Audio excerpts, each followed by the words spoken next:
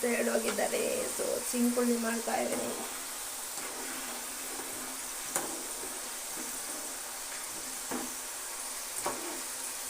ನಾನು ನಮ್ಮ ಅಜ್ಜಿರ ಮನೆಗೆ ಹೋಗಿದ್ನಲ್ಲ, ಅಲ್ಲಿಂದ ತಂದಿದ್ದು ಕಾಳು, ಅವರೆಕಾಳು.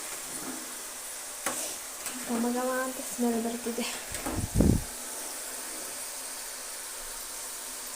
Hello everyone, welcome back to my cooking series. So ಇವತ್ತು ನಮ್ಮಮ್ಮ ಚಿಂಕುಳ್ಳಿ ಮಾಡ್ತಾಯಿತ್ತು. ಸೊ ನಾನು ಕೂಡ ಹೆಲ್ಪ್ ಮಾಡ್ತಿದ್ದೆ.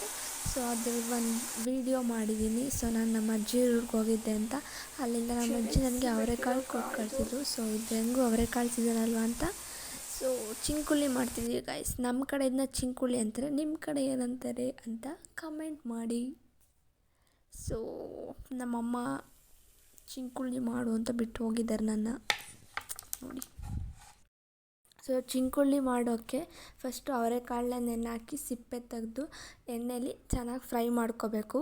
ಅದಾದಮೇಲೆ ನಮ್ಮ ಮನೇಲಿ ಕಡಲೆ ಬೀಜ, ಆಮೇಲೆ ಕೊಬ್ಬರಿ, ಬೆಳ್ಳುಳ್ಳಿ, ಅವಲಕ್ಕಿ, ಕಡಲೆ, ಸೊ ನಿಮ್ಗೆ ಯಾವ ಥರ ಬೇಕೋ ಆ ಥರ ಇಂಗ್ರೀಡಿಯೆಂಟ್ಸ್ನ ಎಣ್ಣೆಲಿ ಫ್ರೈ ಮಾಡಬೇಕು. ಆಮೇಲೆ ಅದನ್ನು ಎಲ್ಲ ಮಿಕ್ಸ್ ಮಾಡಿದ್ರೆ ಚಿಂಕುಳ್ಳಿ ರೆಡಿ ಟು ಟೇಸ್ಟ್. ಬೇಕಾದರೆ ನೀವು ಟೇಸ್ಟಿಗೆ ಸಾಲ್ಟನ್ನ ಆ್ಯಡ್ ಮಾಡ್ಕೊಳ್ಳಿ.